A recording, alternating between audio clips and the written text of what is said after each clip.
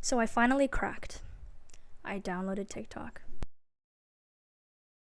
I was already watching them for hours on Instagram Reels, so I thought it was only a matter of time before I too fall into the pit of never-ending content that is TikTok. In the past month I've been on the app, I've certainly noticed some very interesting content. Regardless of what your For You page looks like, I guarantee that you've come across at least one video like this.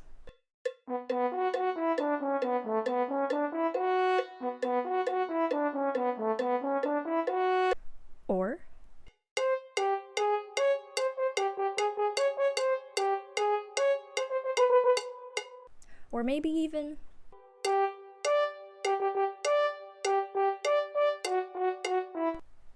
yes, only musicians can do this. And then they tap or snap to a rhythm, and then 500 other people copy it. Well, what we're going to do today is the exact same thing. So why is this even a trend?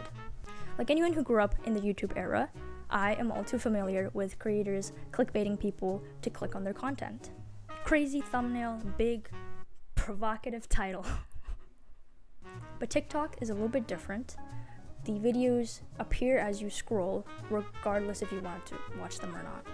So instead of convincing a viewer to click on your video, you are convincing them to stay on your video and not scroll away immediately. You also want people to comment, so making some sort of outrageous claim would certainly help, like, only geniuses can solve this riddle. Just 1% of people can pass this level.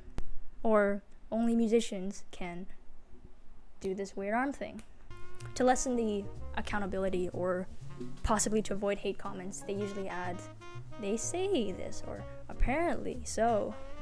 The two most popular comments on these types of videos are 1, "I'm not a musician and I can do this," or not as commonly, 2, "I'm a musician and I cannot do this."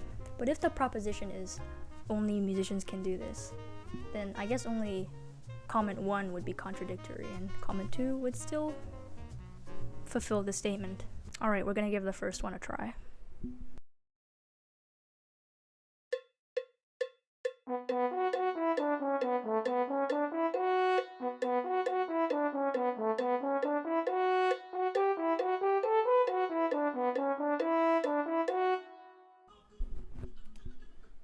I think it's part of the challenge, you have to be all cutesy at the end. I'm sure this is a pentatonics arrangement, isn't it? Did anyone else have like a pentatonics phase in their life? In grade 8, I remember I literally recorded, like with my phone, some of their songs from YouTube just so I could listen to them at school or something, I don't know. Anyway, I'm struggling to see why this is some sort of like musician's test, apart from like snapping to the beat, I guess.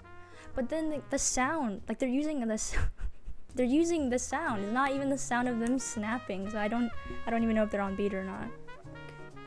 You can kind of think of it as just doing two things at once and then choreographing it, and then you practice it and it becomes muscle memory. That's kind of like saying only musicians can do this. It kind of looks like waving an airplane in.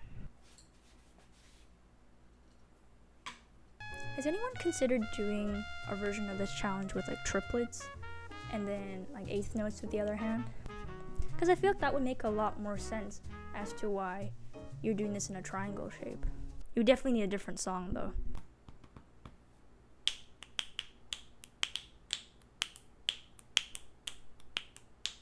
Alright, let's watch the next one.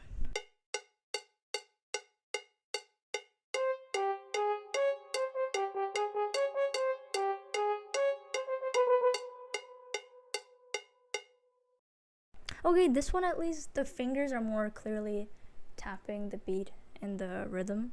But on the other hand, I feel like this one's more about just finger control and dexterity. Like a gamer with barely an ounce of rhythm could probably do better than the average musician. I don't know, I'm just making vague assumptions. I've actually seen versions of this challenge where like the tapping is nowhere near the beats, but it's hard to tell because often the audio and video aren't aligned, or like the frame rate doesn't make it too obvious. I don't have any clips of these, but I just thought they were quite funny. Overall, I think everyone should be able to do this and pretty much get away with it. For me, the triplets at the end feel like quite fast and out of my control. Oh, I've seen people blink this rhythm. And if you can do that, that is seriously impressive. Alright, here comes my favorite one. Well, kind of. I'll explain.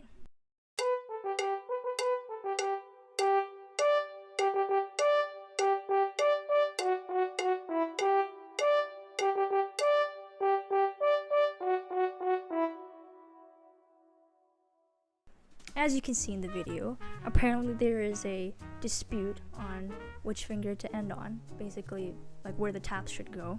I think some people hear it as dun dun dun dun dun, and then others hear it as dun dun da da da dun. I think I showed earlier, it ends on the pinky, if that's the way you interpret it. Now the reason this challenge is my favorite is because of this video.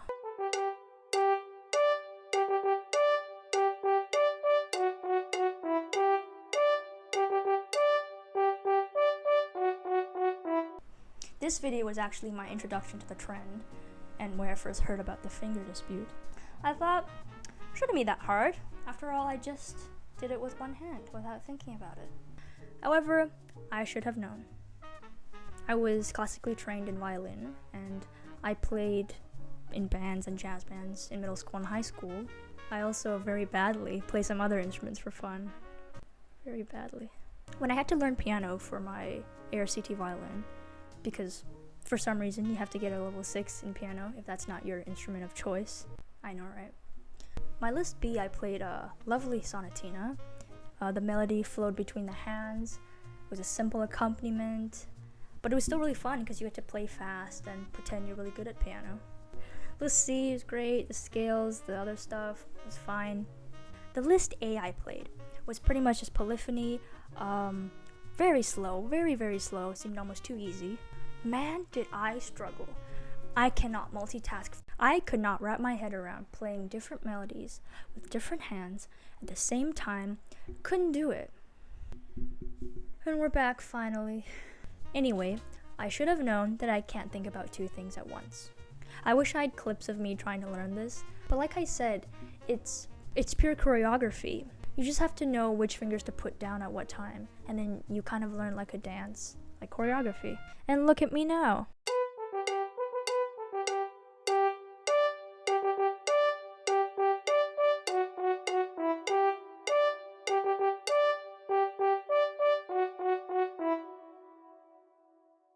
See, people can do hard things.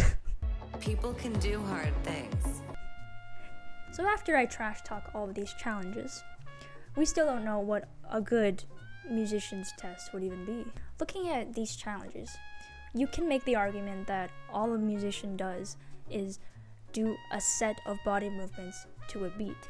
A piano player is just pressing the right buttons that they have practiced to a beat. A trombone player is just moving their slide and blowing. Although not incorrect, there's obviously more to that. Skill is one thing, you have to develop it, and correctness is a thing. But music is artistry. Robots can already perform music to an incredibly realistic extent, like perfect everything, pitch, rhythm. But people don't appreciate it or enjoy it the same way they enjoy a person performing it. That's because it's not really about the notes, is it? It's obviously not just about the different frequencies of waves. I actually have a meme for this. I'll try and pull it up somewhere. So what is the point of listening to music? You can choose to disagree with me, but I think it's about the people who are performing the music. People who are listening to music are doing so for the experience that the performer offers.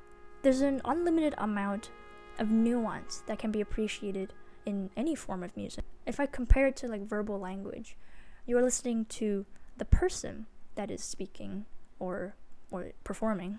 But here you can also make the argument that if I'm listening to an audiobook, I don't care about the person who's reading it. I just want to hear the book.